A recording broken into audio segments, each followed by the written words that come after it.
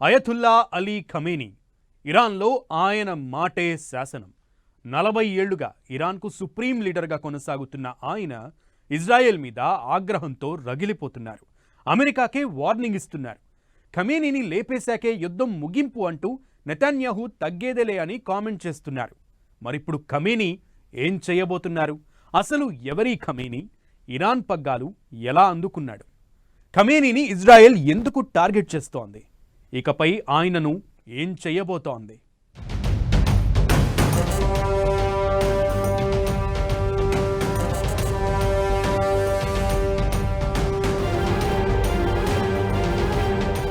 ఖమేనీని చంపేశాకే యుద్ధానికి full stop. Khamenei target గా Israel వ్యూహాలు. అసలు ఎవరి అయతుల్లా ఖమేనీ? ఇరాన్ను ఎలా గుప్పిట్లో పెట్టుకున్నాడు? అసలు ఇరాన్ పగ్గాలు ఎలా అందుకున్నాడు? ఇరాన్, ఇజ్రాయెల్ అధికారికంగా యుద్ధంలోకి ఎంటర్ అయ్యాయి. ట్రంప్ వ్యాఖ్యల తర్వాత యుద్ధం మొదలైంది అంటూ ఇరాన్ సుప్రీం లీడర్ ప్రకటన చేశారు. ఇరాన్, ఇజ్రాయెల్ పరస్పర దాడులతో వణికిపోతున్న మిడిల్ ఈస్ట్ ఇప్పుడు వార్ ప్రకటనతో మరింత టెన్షన్ పడుతోంది. ఇజ్రాయెల్, ఇరాన్ వివాదం సమయంలో ఇరాన్ సుప్రీం లీడర్ ఎక్కడ దాక్కున్నాడో అమెరికాకు తెలుసు అని, అయితే ఇప్పుడు ఆయనను చంపాలని అనుకోవడం లేదని, బేషరతుగా లొంగిపోవాలని ట్రంప్ వార్నింగ్ ఇవ్వగా కొన్ని గంటల తర్వాత యుద్ధం మొదలవుతుంది అంటూ ఖమేనీ నుంచి పోస్ట్ వచ్చింది. Iran military supreme council Islamic revolutionary guard corps కు కీలక ఆదేశాలు అప్పగించినట్లు తెలుస్తోంది. ఇక అంతకుముందు ఇజ్రాయెల్ ప్రధాని నెతన్యాహు కూడా ఇలాంటి వ్యాఖ్యలే చేశారు. ఖమేనీ అంతంతోనే యుద్ధం ఆగుతుంది అన్నారు. దీంతో ఇప్పుడు చర్చ మొదలైంది. అసలు ఎవరి ఖమేనీ? ఇజ్రాయెల్ ఎందుకు టార్గెట్ చేసింది? ఇప్పుడు అమెరికాతో కలిసి ఇజ్రాయెల్ ఖమేనీని ఏం చేయబోతుందన్నది ఆసక్తి రేపుతోంది. Ayatollah Ali Khamenei Iran supreme నాయకుడు. సైనిక వ్యవస్థ నుంచి ఆర్థిక వ్యవస్థ వరకు అతని ఆమోదం లేకుండా దేశంలో ఏదీ జరగదు. ఇరాన్లో అత్యంత శక్తివంతమైన వ్యక్తి.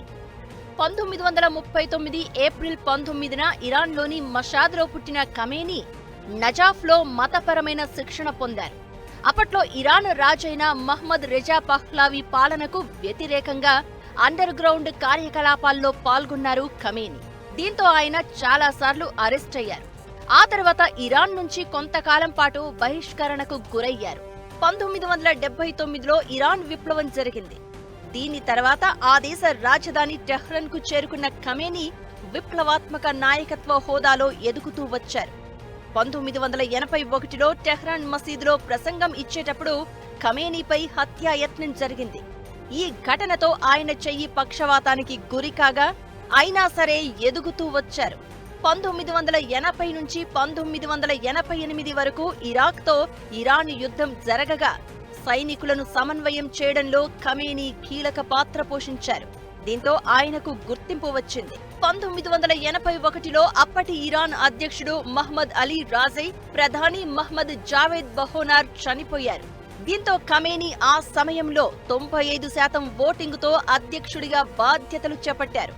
1981 నుంచి 1989 వరకు 2 సార్లు అధ్యక్షుడిగా సేవలందించారు. 1989లో అప్పటి Iran supreme leader Ayatollah Khamenei చనిపోగా ఆ తర్వాత అదే ఏడాదిలో అలీ ఖమేనీ సుప్రీం లీడర్గా బాధ్యతలు స్వీకరించారు. ఇరాన్ మిలిటరీ, విదేశాంగ విధానం, అంతర్గత సెక్యూరిటీ ఖమేనీ కంట్రోల్లోనే ఉంటాయి. కీలక మిలిటరీ, ప్రభుత్వ అధికారులను నియమించడం, తొలగించడం లాంటివి కూడా ఖమేనీ పర్యవేక్షణలోనే జరుగుతూ ఉంటుంది. అమెరికన్ రిపోర్టుల ప్రకారం ఖమేనీకి $200 బిలియన్ ఆస్తి ఉంది. దాదాపు 40 ఏళ్లుగా ఇరాన్కు సుప్రీం లీడర్గా ఉన్న ఖమేనీని ఇప్పుడు ఇజ్రాయెల్ టార్గెట్ చేసింది. ఆయన మరణంతోనే యుద్ధం ఆగుతుందంటూ ప్రకటనలు చేస్తోంది. ఖమేనీ బలం లాంటి అధికారులను ఇజ్రాయెల్ ఇప్పటికే లేపేసింది. ఇప్పుడు ఖమేనీ టార్గెట్ గా యుద్ధంలో దూకుడు చూపించే అవకాశం ఉంది. ఖమేనీ చుట్టుపక్కల ఉండేవారిని ఒక్కొక్కరిని లేపేసుకుంటూ వస్తోంది ఇజ్రాయెల్. 2020 జనవరిలో ఐఆర్జీసీ కమాండర్ కాసిం సోలీమానీని హతం చేసిన ఐడీఎఫ్ అదే ఏడాది నవంబర్లో అణు శాస్త్రవేత్త ఫఖ్రీజాదేను, 2021 ఏప్రిల్లో ఐఆర్జీసీ డిప్యూటీ కమాండర్ మహ్మద్ హెజాజీని లేపేసింది. ఆ తర్వాత రెండు దేశాల మధ్య పరోక్షంగా చాలా దాడులు జరగగా ఈ నెలలోనే ఖమేనీ టార్గెట్ గా ఇరాన్ మీద డైరెక్ట్ అటాక్ స్టార్ట్ చేసింది ఇజ్రాయెల్. ఈ ప్రాసెస్ లో కీలక అధికారులను చంపేసింది. ఖమేనీ సలహాదారు అలీ శంఖానీతో పాటు IRGC chief Hosseini Salami, IRGC aerospace commander Hamir Ali Hajizadeh, military chief Mohammad Bagheri, IRGC intelligence chief Mohammad Kazemi, Iran military intelligence chief Gholamreza మెహ్రాబీని చంపేసింది. ఖచ్చితమైన దాడులతో దూర ప్రాంతాల నుంచి టార్గెట్ చేసి ఖతం చేస్తోంది ఇజ్రాయెల్. కీలక అధికారులను చంపేసిన ఇజ్రాయెల్ ఖమేనీని ఒంటరిని చేసేసింది. ఇప్పుడు ఆయన టార్గెట్ గా దూకుడు చూపిస్తోంది. ప్రస్తుతం టెహ్రాన్లోని ఓ ప్రాంతంలో కుటుంబంతో కలిసి ఖమేనీ బంకర్లో దాక్కున్నట్లు ప్రచారం జరుగుతోంది. ఇజ్రాయెల్ చేసింది ఏంటంటే ఖమేనీ చుట్టూరా ఉన్న వాళ్ళు అందరినీ చంపేశారు. ఇంకా హైకమాండ్ అనేది లేరు, ఆయన ఒక్కడే మిగిలేరు. ఆయన పోతే మొత్తం స్ట్రక్చరు, మొత్తం పరిపాలించే ప్రభుత్వం పడిపోతుంది. అథారిటీ ఫిగర్ కూడా ఎవరు లేరు. అంత కమాండ్ చేసేవాళ్ళు చెల్లచెదరం అయిపోతుంది, అరాచకం వస్తుంది. అది పూర్తిగా ఇజ్రాయెల్కి తెలుసు, అందరికి తెలుసు. అందువల్ల ఆయన టార్గెట్ ఖమేనీనే పెట్టుకున్నారు. ఖమేనీని తీసేయాలి, ఆయన బ్రతకనివ్వకూడదు, లేకపోతే అధికారం నుంచి ఆయన తీసేయాలి. ఖమేనీని అంతం చేస్తేనే యుద్ధం ముగుస్తుందని ఇజ్రాయెల్ క్లియర్ గా చెప్పేస్తోంది.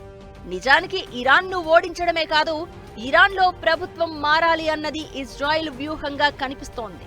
నిజానికి ఇరాన్ను తమ దేశ భద్రతకు ప్రమాదంగానే భావిస్తోంది ఇజ్రాయెల్.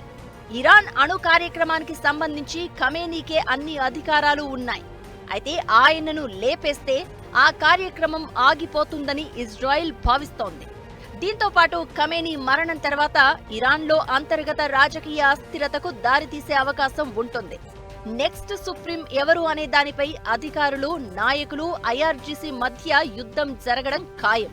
ఇదే జరిగితే ఇరాన్లో రాజకీయంగా అస్థిరత ఏర్పడుతుంది. దాన్ని ఆయుధంగా చేసుకుని మిడిల్ ఈస్ట్ లో ఇరాన్ ప్రభావాన్ని తగ్గించాలన్నది ఇజ్రాయెల్ ప్లాన్. ఖమేనీ అంతంతోనే యుద్ధం ఆగుతుందని నెతన్యాహు పదే పదే చెప్తోంది. అందుకే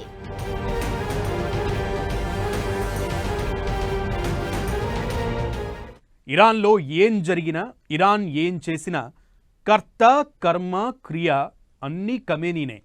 తన ఇనుప గుప్పెట్లో ఇరాన్ను పట్టుకుని 35 ఏళ్లకు పైగా ఇరాన్ను పాలించారు ఖమేనీ. ఇజ్రాయెల్ గురిపెట్టింది అంటే మిస్ అయ్యే అవకాశమే లేదు. అలాంటిది ఇప్పుడు ఖమేనీని అంతం చేయడమే లక్ష్యంగా ఇజ్రాయెల్ దూసుకుపోతోంది. మరి ఖమేనీ తర్వాత ఇరాన్కు సుప్రీం లీడర్ ఎవరు? ఖమేనీ చనిపోతే జరగబోయేది ఏంటి? ఖమేనీ చనిపోతే జరగబోయేది ఏంటి? ఖమేనీ తర్వాత ఇరాన్ సుప్రీం లీడర్ ఎవరు? సుప్రీం లీడర్ రేసులో వినిపిస్తున్న పేర్లేంటి? ఇరాన్లో సరికొత్త చరిత్ర క్రియేట్ కాబోతోందా? ఇరాన్ సుప్రీం లీడర్ను ఎలా ఎన్నుకుంటారు? 1989లో అయతుల్లా రుహోల్లా ఖమేనీ తర్వాత ఇరాన్ సుప్రీం లీడర్గా అలీ ఖమేనీ బాధ్యతలు తీసుకున్నారు. 35 ఏళ్లుగా ఇరాన్లో తన ఉక్కు పిడికిలితో పాలన కొనసాగిస్తున్నారు. ఆయన మాటే వేదం, ఆయన చెప్పిందే శాసనం. ఇరాన్ న్యాయ వ్యవస్థ, సాయుధ దళాలు, రాష్ట్ర మీడియాతో పాటు గార్డియన్ కౌన్సిల్ లాంటి కీలక సంస్థలపై ఖమేనీకి అంతిమ అధికారం ఉంటుంది. 35 ఏళ్ల పాలనలో మిడిల్ ఈస్ట్ లో ఎక్కువ కాలం పనిచేసిన దేశాధినేత ఖమేనీనే. ఆయన పాలనలో Akbar Hashemi Rafsanjani, Mohammad Khatami, Mahmoud Ahmadinejad, Hassan Rouhani, Ebrahim Raisi, Masoud Pezeshkian అధ్యక్షులుగా పాలన సాగించారు. పశ్చిమ దేశాలను, మరీ ముఖ్యంగా అమెరికాను ఖమేనీ అస్సలు నమ్మరు. అణు చర్చలకు అమెరికా ఆహ్వానం పంపినప్పుడు అమెరికాకు ఖమేనీ ఇచ్చిన ఆన్సర్ ప్రపంచాన్ని షాకుకు గురి చేసింది. అమెరికాతో రెండో దఫా అణు చర్చలు జరగాల్సి ఉన్న సమయంలో ఆపరేషన్ రైజింగ్ లైన్ పేరుతో ఇజ్రాయెల్ దూకుడు చూపించింది. ఇప్పుడు ఖమేనీ అంతమే లక్ష్యంగా వ్యూహాలు రచిస్తోంది. ఖమేనీని అంతం చేసేంత వరకు ఇజ్రాయెల్ నిద్రపోయేలా కనిపించడం లేదు. ఇజ్రాయిల్ దాడుల్లో ఆయన చనిపోతే ఇరాన్ను పాలించబోయేది ఎవరు అనే చర్చ జరుగుతోంది. ఇరాన్ సుప్రీం లీడర్ ఎంపికలో చాలా పెద్ద ప్రాసెస్ ఉంటుంది. సుప్రీం చనిపోయినా, అనర్హుడిగా మిగిలినా, లేదంటే రాజీనామా చేసినా తర్వాత సుప్రీం ఎవరు అని ఎంపిక చేయడానికి అసెంబ్లీ మీటింగ్ నిర్వహిస్తారు. జనాలు డైరెక్ట్ గా ఎన్నుకున్న 88 మంది సీనియర్ మతాధికారులు ఈ అసెంబ్లీలో ఉంటారు. సుప్రీం లీడర్ రేస్లో ఉన్న అభ్యర్థుల పనితీరు, రాజకీయ అనుభవాన్ని చర్చించి ఆ తర్వాత ఓటింగ్ కి వెళ్తారు. 88 మందిలో 45 ఓట్లు ఎవరికైతే వస్తాయో వాళ్లే ఇరాన్ నెక్స్ట్ సుప్రీం లీడర్ గా ఎంపికవుతారు. ఈ పదవి కోసం తెర వెనుక నుంచి ప్రయత్నాలు జరుగుతున్నాయనే చర్చ జరుగుతోంది. నిజానికి 2022 సెప్టెంబర్లో ఖమేనీ అనారోగ్యం బారిన పడినప్పుడు ఇబ్రహీం రైసీ ఇరాన్కు నెక్స్ట్ సుప్రీం లీడర్ అవుతారని అంతా అనుకున్నారు. ఈ ఏడాది మేలో రైసీ చనిపోయారు. దీంతో ఇప్పుడు కొత్త పేర్లు తెర మీదకు వస్తున్నాయి.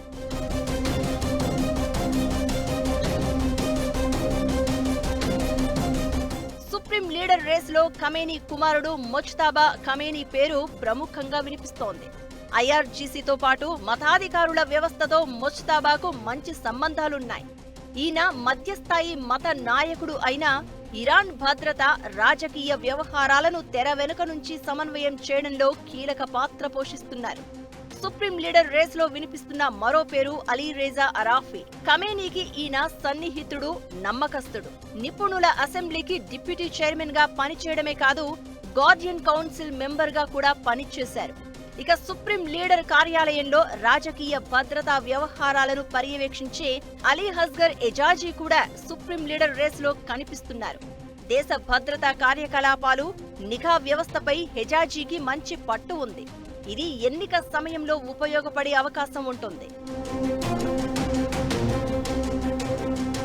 ఇక ఇరాన్ న్యాయ వ్యవస్థ, నిఘా వర్గాల్లో దశాబ్దాలుగా పనిచేసిన అనుభవం ఉన్న ఖాలం హుస్సేన్ మొహస్సి పేరు కూడా సుప్రీం లీడర్ రేసులో వినిపిస్తోంది.